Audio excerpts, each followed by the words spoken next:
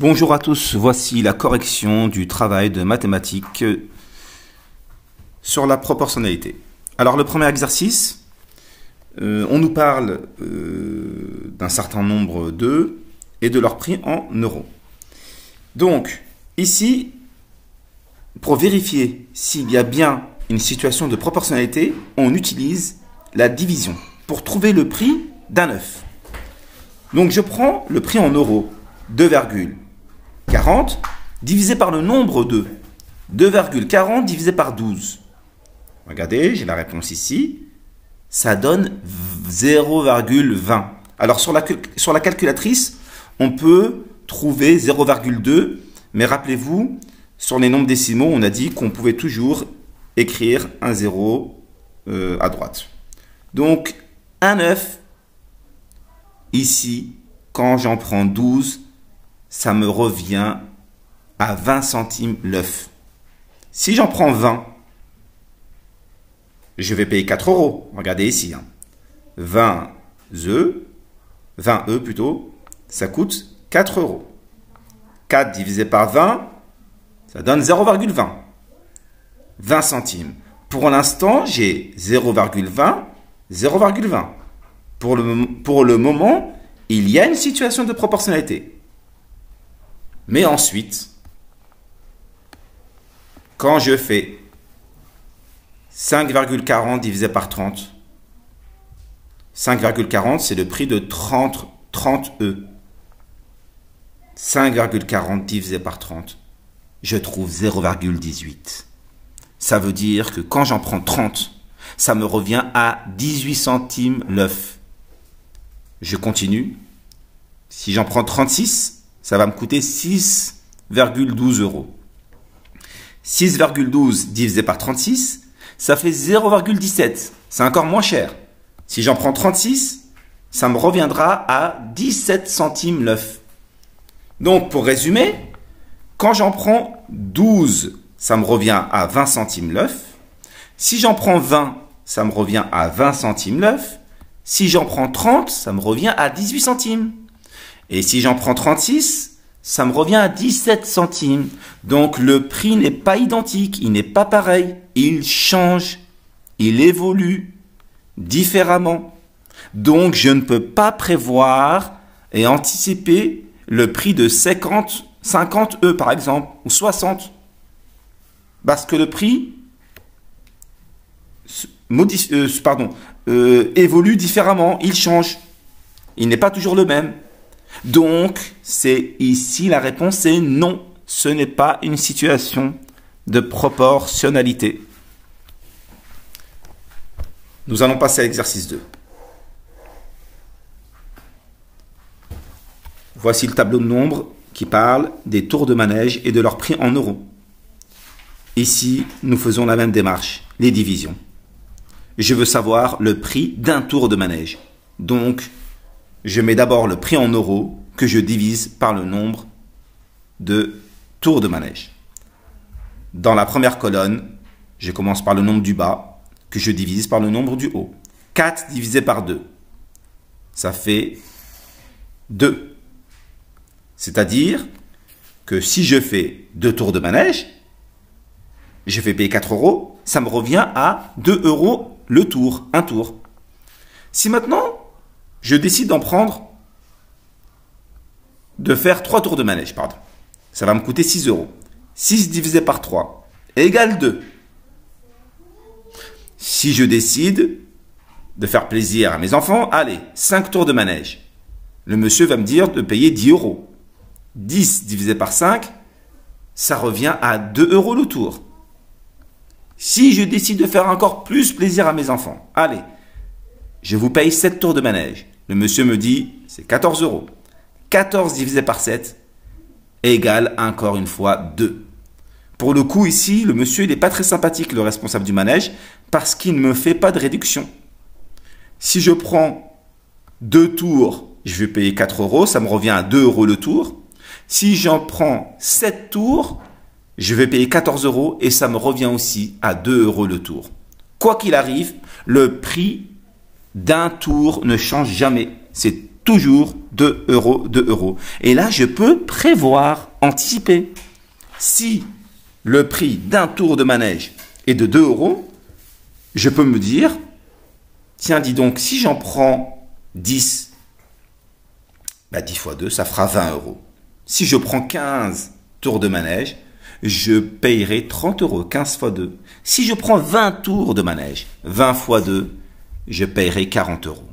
Ici, on est bien face à une situation de proportionnalité. Il fallait donc entourer le oui, et voici les calculs pour la correction. Et en ce qui concerne le graphique, on voit bien les points. Regardez en bas sur l'axe horizontal, tour de manège. Sur l'axe vertical, le prix en euros. 2 tours de manège, ça vaut 4 euros. 3 tours de manège, ça vaut 6 euros. C'est ici, au niveau du point.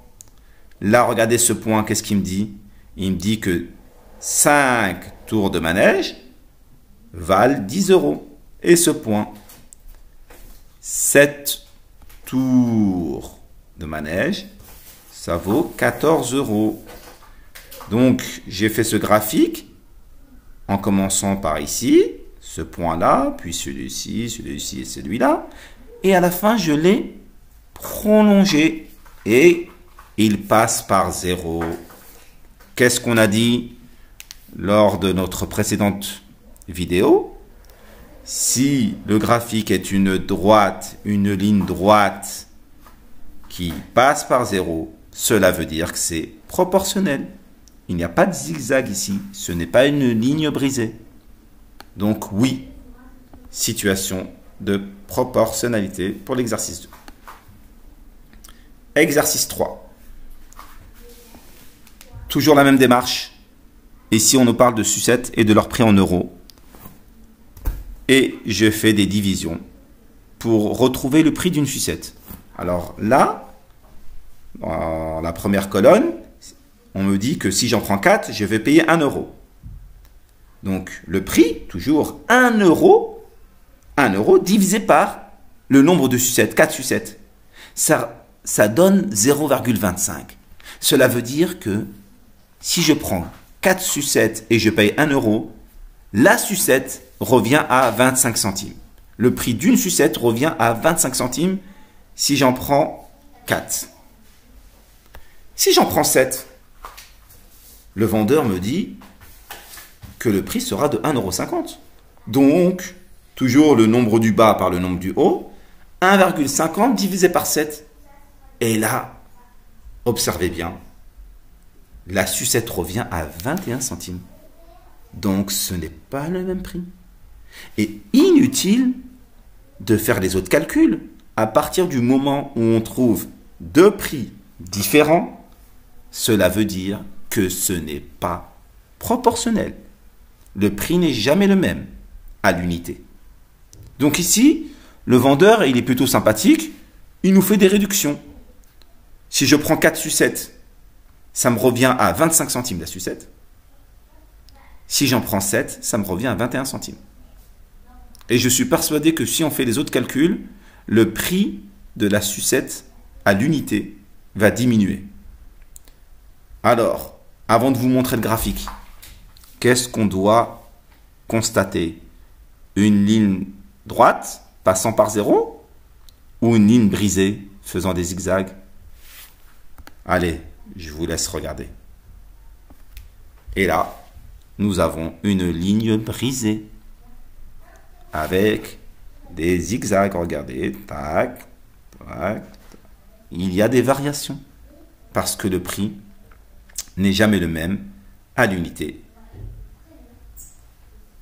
Ce n'est pas une ligne droite, elle ne passe pas par 0. Ce n'est pas proportionnel. Ici, on l'a justifié grâce au graphique et grâce au calcul. Réponse non, ce n'est pas une situation de proportionnalité. Enfin, le dernier. On veut savoir le temps parcouru par une voiture en 1 heure.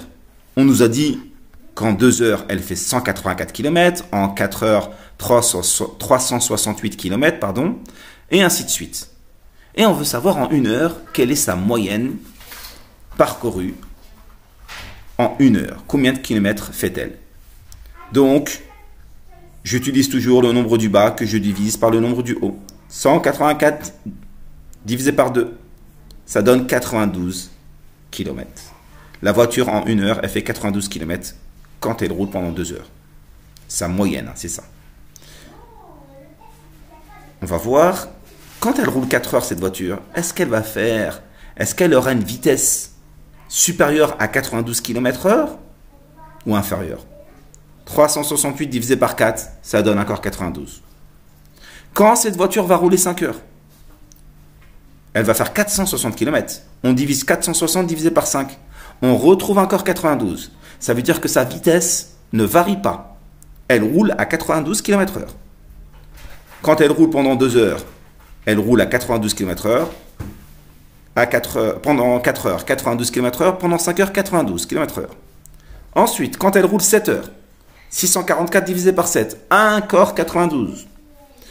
Quand elle roule 9 heures, 828 divisé par 9, encore une fois 92 km/h. La vitesse de la voiture ne varie pas, elle est toujours la même. Que l'on roule 2 heures, 4 heures, 5 heures, 7 heures ou 9 heures, on a toujours la même vitesse en km/h. Ici, il y a une situation de proportionnalité. Et tiens donc, j'ai complètement oublié, il faut entourer, bien entendu, oui. Voilà, vous le ferez sur votre feuille, vous entourez oui. Voilà, c'est tout pour aujourd'hui. Merci de votre attention, de votre concentration et continuez à fournir tous ces efforts et je vous souhaite la meilleure des réussites. Allez, au revoir.